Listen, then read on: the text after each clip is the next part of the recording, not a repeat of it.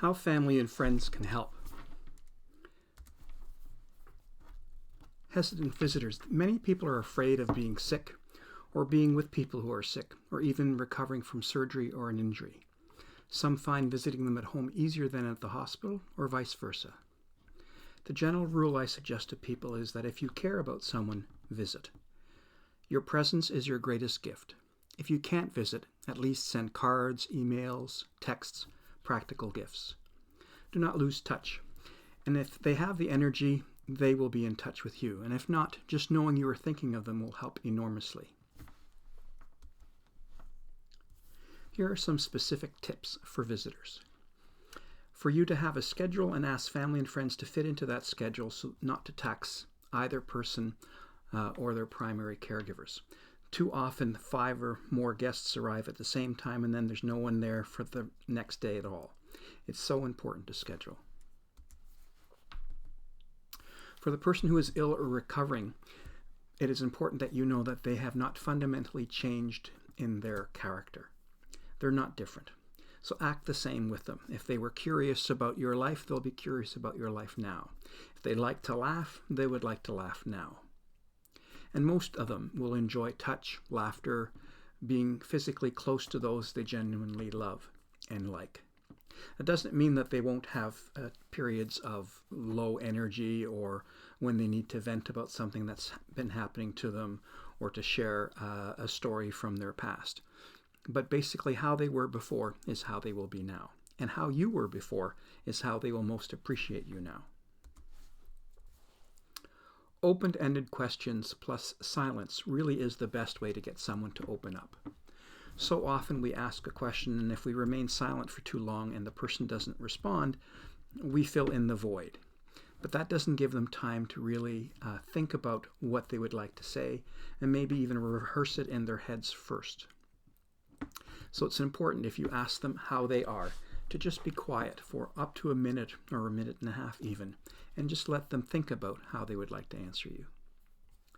Ask family and friends to bring useful gifts like frozen healthy foods, books and magazines, favorite internet video links, things that you know your loved one will like or that would benefit you as well.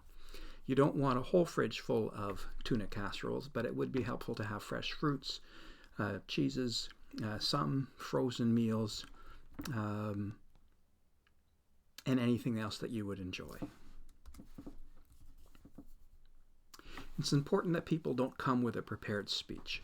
They need to be natural, to be the person they've always been. If you or they are afraid of being near someone who is ill or recovering, then it's best just to be honest. Tell the person that you're nervous about or uncomfortable about their condition, and then you can both work your way through this. This is new territory for both you and the person who's ill, and so it's best to be honest. If the person you are visiting is angry, or they need to vent, or to be tearful or afraid, just let them do that. Let them talk, let them cry. This isn't the time to give a lecture or preach to them about what you would do in their circumstances. It's best just to listen. You can't fix most of the problems that they bring up anyway. What they need is someone to listen to them and understand as best as you can. Try not to top their stories or feelings with your own and those of others. Sometimes people will say, this is what happened at the hospital today when I went in for a visit or for a checkup, and something didn't go according to plan. And so often their visitors will tell them a story about how it was when they went into hospital and how much worse it was. And these types of comparisons aren't helpful to people. They need to know that their story at the moment is the most important.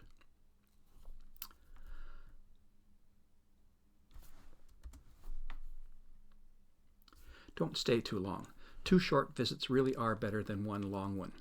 And remember that other family members, especially the caregivers and the children, need your attention too. So often siblings of children who are sick feel left out because everyone is concentrating on their sibling. And it really isn't fair because everyone goes through someone's illness, not just the person themselves. Everyone around them who share in the same home go through their own difficulties, their own imagination of best case scenarios and worst case scenarios. So try to pay attention to all the family members and not just the person who is ill. So advice for you to give to family and friends are really fairly basic things that they will probably know, but they need to hear it from you. Helping them feel more comfortable by giving them some space, asking them to come for shorter visits, and using a schedule so that not a lot of them visit at one time and no one at a later time. Your loved ones have not fundamentally changed, and they need to know that. And your loved one may enjoy touch, laughter, being closer to others, or they may not. And so what if the person who's visiting doesn't know them that well?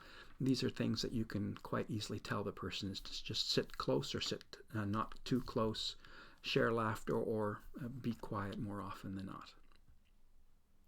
Open-ended questions followed by silence really is the best way to hear someone's story. If we fill in the void too quickly, we will miss the opportunity for them to think about what they want to say and then to say it. Suggest to people useful gifts. These could be body lotions, these could be treats, these could be different types of food, music, video links, whatever you think the person would be comfortable in bringing. Ask people not to come with a prepared speech. You don't typically have to ask this, but you will know one or two people who may be quite nervous and will think that they have to say something profound. Just ask them to be natural the way they always have been with the person they are visiting. And suggest to visitors that they let the person who is recovering or who is ill just vent or to tell stories or whatever it is they need to do. Listening really is one of the great gifts that visitors bring with them. 2 short visits really are better than 1 long one, and in between there are emails and cards and things that can be sent. Just to let the person know that you're thinking of them. Remember that other family members, not just the person who is ill, need the support of visitors as well. This can be a pretty lonely, isolating experience if it's in the longer term, not typically just after surgery or something, but if there's a long-term illness or condition that requires support over time, then the family members are often ignored. And this is something that you can tell people as well. Now let's continue on to number 7, which is how to ask teenagers and children to help through the caregiving process.